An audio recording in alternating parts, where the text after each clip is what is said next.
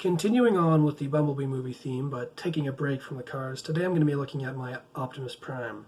Now, I knew since we first saw him in the trailers that I wanted to build a Optimus Prime from this movie.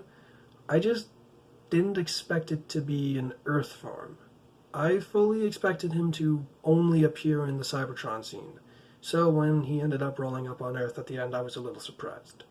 So instead of some bizarre made-up Cybertron mode that I would have designed myself, here he is in his very G1 truck mode, and admittedly, it's not very accurate. And that's because I didn't really base it off the movie.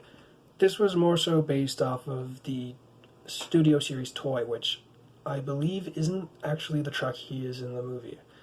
The truck that he is in the movie is much longer and I think has different... these aren't there, whatever these are, sun veins. I'll just call them sun veins. And it's a slightly different truck. Personally, I'm okay with this because it was in the movie for so little time. I don't really care that much.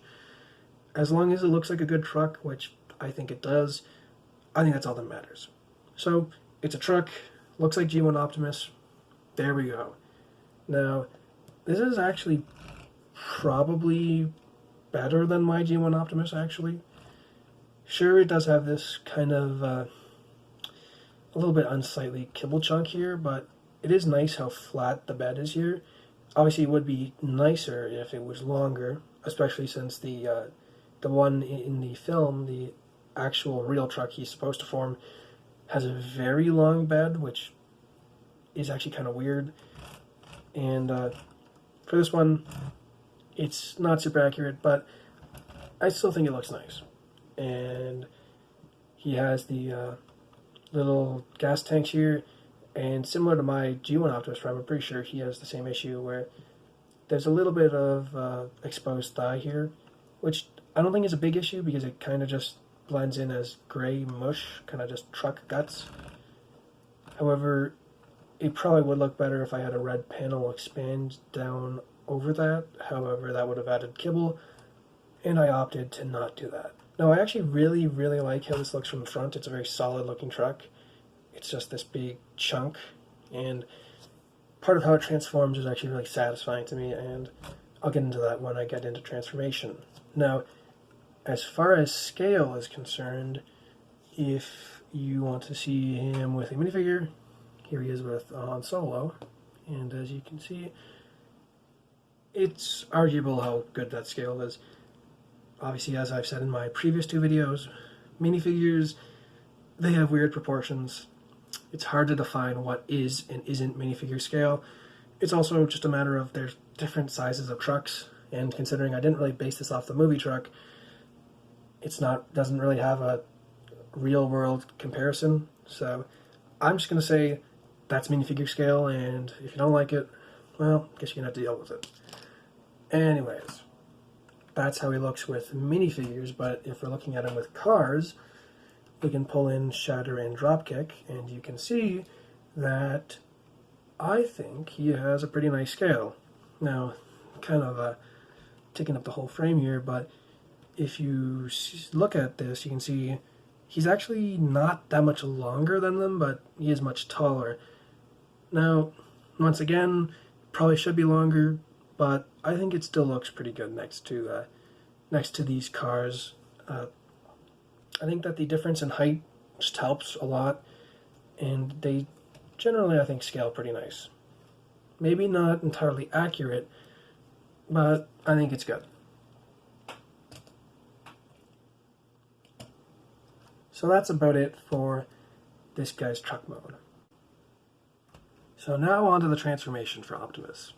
Now, the first thing you're going to want to do is actually come to the top here and sort of just pry this top roof off. It's in two pieces, and it will joint out like that. And once you've done that, you can actually bring this all out and basically get it out of the way. And for now, we're not going to touch it. We're going to leave it like that, just so that we can focus on the front half. Now, I mentioned earlier that the transformation for the front half is oddly satisfying, and that's not because it does some clever trick, it's actually because it all actually gets ripped in half into solid chunks, and especially going into truck mode, that's a very satisfying transformation because it actually pegs into those two jumpers, so it's very satisfying going the other direction when you can close that up and peg it right into place. Going in reverse, it's still very satisfying because it's two solid chunks of truck swinging open, but less so. Now then, once you've done that, we can do the arms. Now, in theory, these actually transform not too differently from the classic G1 Optimus Prime. It's just they have a little bit more going on that makes it slightly more complicated. So let's get into it. Now, I'm just going to bring these two panels up just to clear them out of the way, and we can kind of swing the arm out like this. And once you've done that,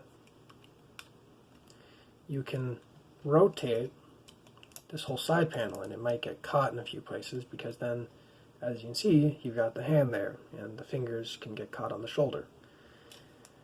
Once you've done that, you actually want to fold this whole chunk back, bring it out a little, rotate it over, and then this will actually fold in half.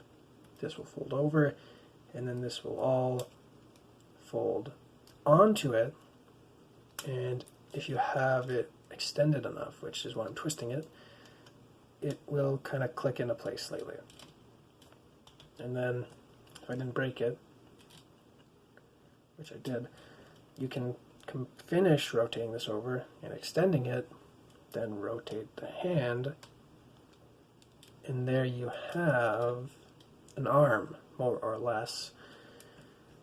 And then it's on this little double joint here, so it actually, you want it to fold like that, and then you can just have it kind of up like that. Then you want to take this little panel here, fold it over, rotate it like that, and then rotate it back, and then bring that smokestack back. And there you go. That's the arm complete. And we can move back to the other side and do that again. So once again, you just kind of want to sort of shimmy this out. And it's not a very exact movement.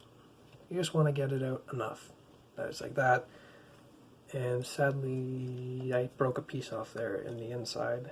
His head is somewhat delicate, and sometimes it breaks if you're not careful. But anyways, back to the arm. Now, once again, you take this, fold it onto the side there, move it out slightly, and then rotate it around. And it is ready. And then you want to take this, flip it over, bring out the hand, rotate the hand, flip that bit over, and then this will all fold together. And once you've done that, and that can also break. Sorry about that. I was tugging a little too hard on that piece. There we go. No, okay, there we go. Now then. Now we can finish rotating this around. And there we go. That's that forearm. And once again, you just have to then come to the shoulder here. Slide that down. Bring it out. Bring it out. Rotate it down. And bring down the smokestack. And there you go. That's the arms. And now we can move on to the legs. So now onto the legs, what you're going to want to do is kind of just take them and flip them over. And then you can take these bits here that are on droid arms and bring them up, slide them over, and fold them up. And as you can see, those are knee pads. Now, that will give you the clearance and free it up so that you can actually take this, split it,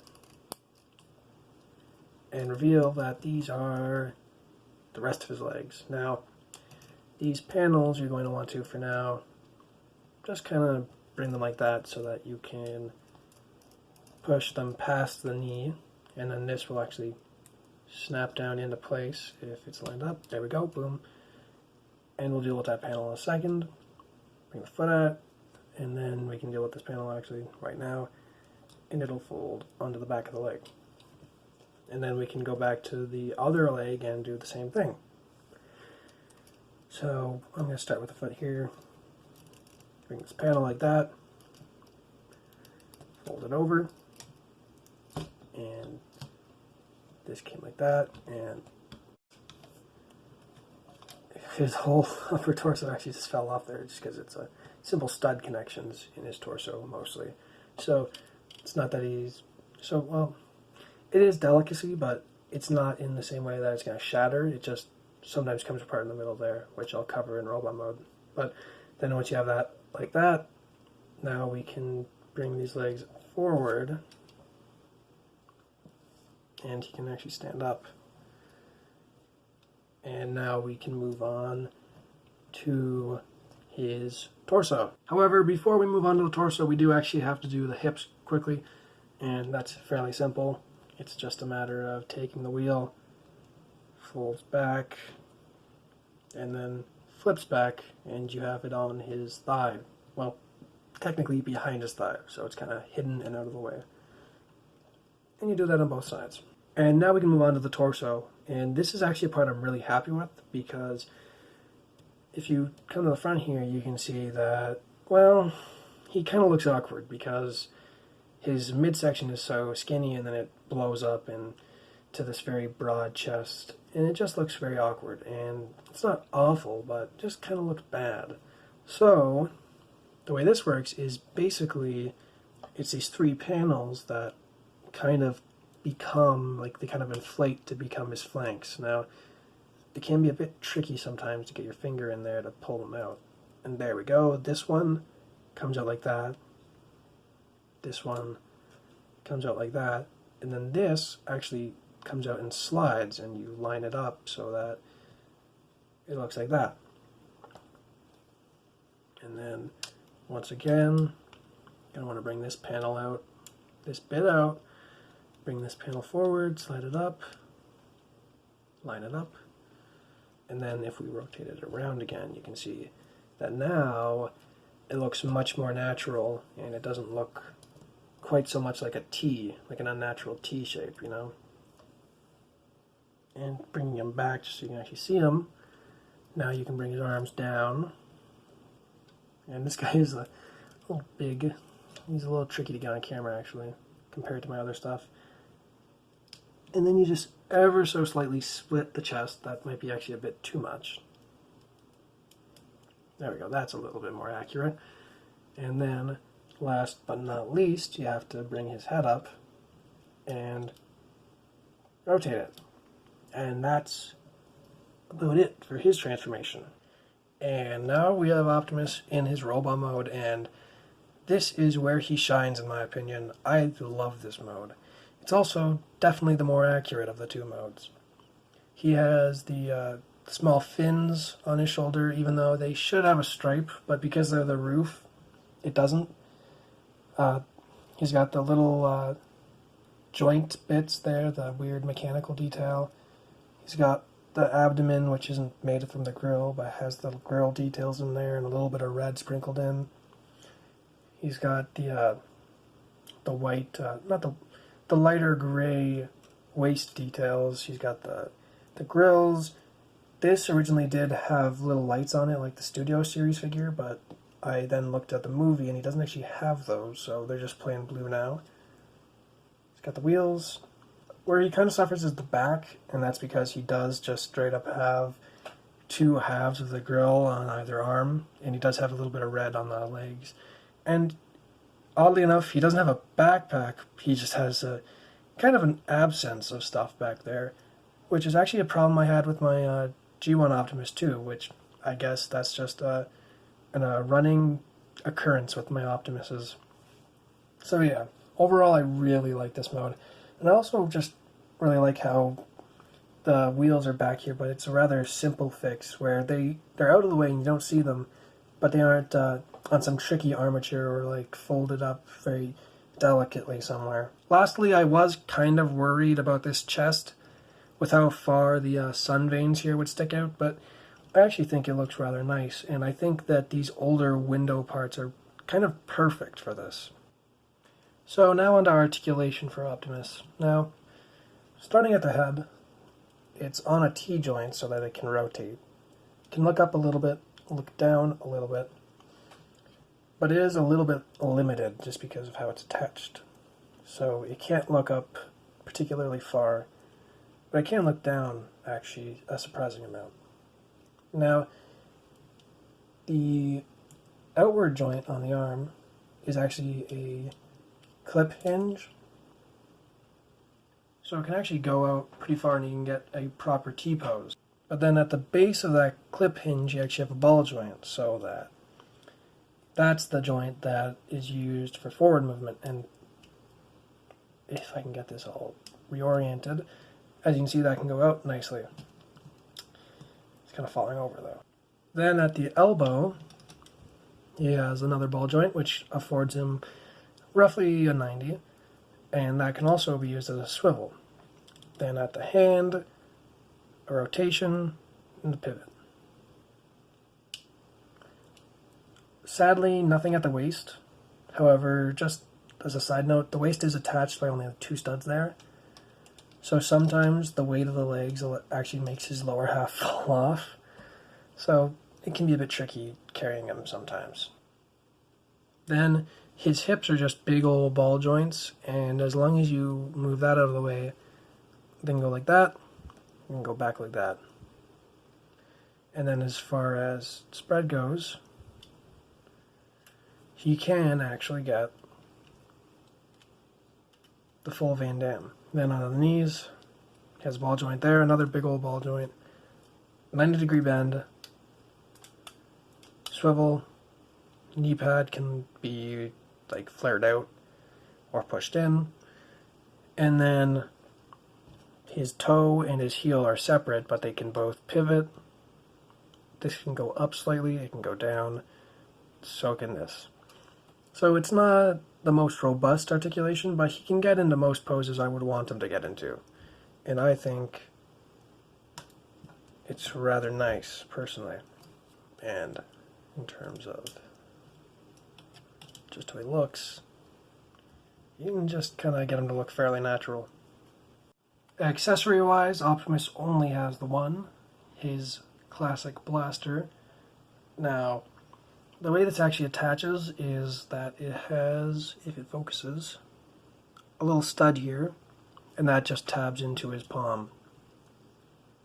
And you can only get the finger bent, and then you can wrap the other fingers around, and you have him with a gun. And you can look rather cool to go pew, pew, pew.